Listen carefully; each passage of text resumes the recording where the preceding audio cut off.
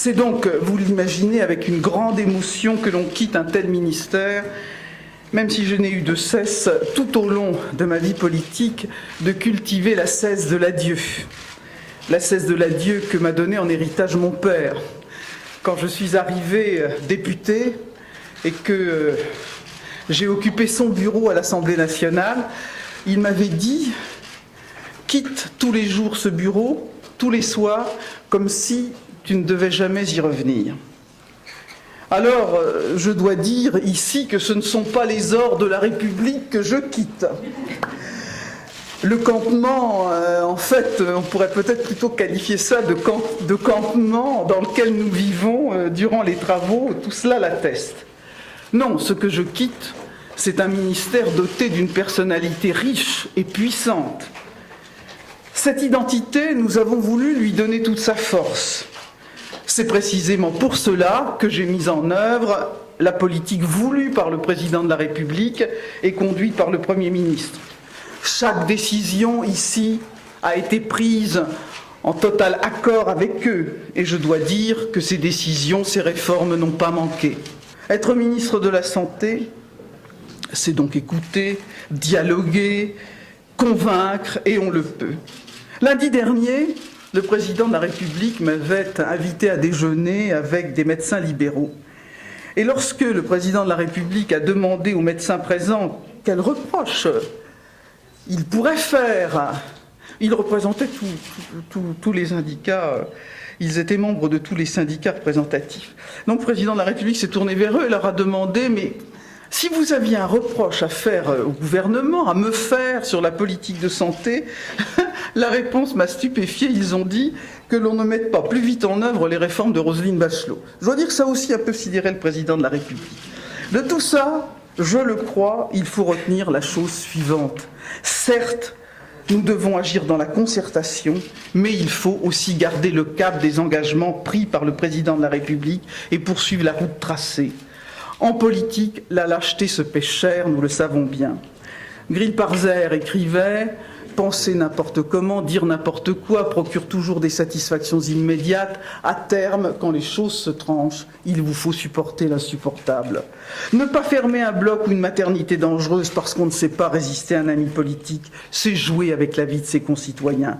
Renoncer à maîtriser le déficit des hôpitaux, c'est renoncer à les moderniser, à bien soigner au motif d'acheter la paix sociale. S'incliner devant tous ceux qui veulent que rien ne change pour conserver les avantages acquis, c'est ne pas être digne de sa fonction. Finalement, la seule voie qui vaille, c'est celle du courage. Le président de la République nous a montré la route, à nous, à vous, de les suivre.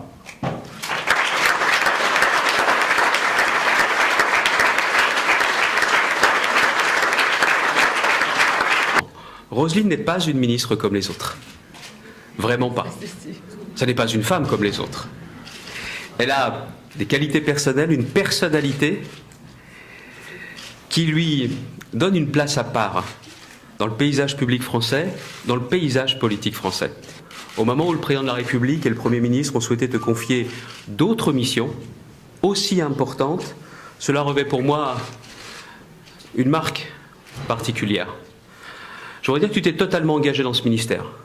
Tu connais le monde de la santé, tu le connais bien, et il est vrai que tu as eu à prendre ces fonctions au moment où le monde de la santé, pas seulement dans notre pays, est traversé par des doutes sans pareil.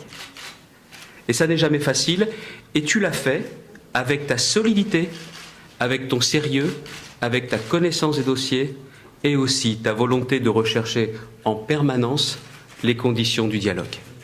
Et je voudrais aussi dire, ma chère Roselyne, que la réforme de l'hôpital, HPST pour reprendre ses initiales, dans un monde qui adore les initiales, cette réforme est une réforme gigantesque, une réforme exigeante, et que de l'avoir pensée, de l'avoir concertée, de l'avoir fait voter, et d'avoir justement largement commencé à la mettre en œuvre, je tiens à le dire, cela relève d'une certaine façon d'un véritable exploit, et pas d'un mini-exploit comme tu le disais tout à l'heure. Encore une fois, en mon nom personnel, c'est-à-dire au nom de quelqu'un qui a exercé ses fonctions dans ce ministère et qui sait combien il est exigeant, je voudrais tout simplement te dire chapeau bas, bravo ma chère Roselyne.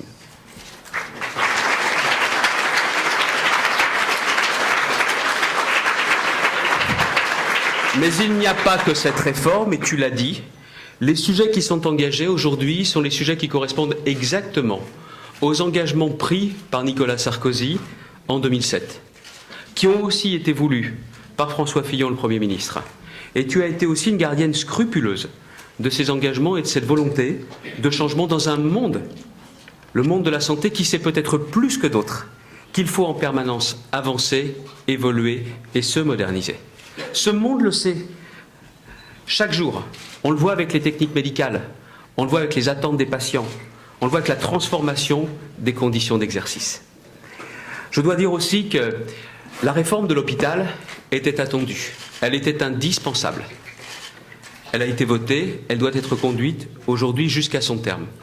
Mais que nous savons également, c'était la volonté du président de la République, et tu le sais aussi avec les travaux qui ont été conduits par Elisabeth Hubert, nous savons aujourd'hui qu'il nous faut moderniser, simplifier, faciliter les conditions d'exercice de la médecine de proximité. On marche bien sur ces deux jambes.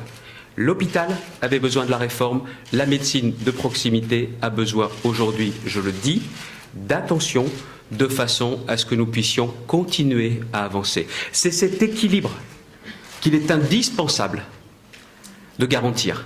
Mais pas un équilibre pour rester immobile, un équilibre pour avancer. Parce que ce dont il s'agit, et je le dis très clairement, au-delà même de cette année et demie qui nous sépare des échéances cruciales pour la France, que seront les élections présidentielles et législatives, c'est bien de faire en sorte qu'à la fin de cette décennie, nous puissions donner encore et encore envie aux professionnels de santé, quels qu'ils soient, de s'engager dans ce monde merveilleux qu'est celui de la santé, et de dire aussi à nos concitoyens que nous continuerons à bénéficier du meilleur système de santé au monde et que nous continuerons à leur donner l'excellence de notre système de santé. C'est cela l'ambition.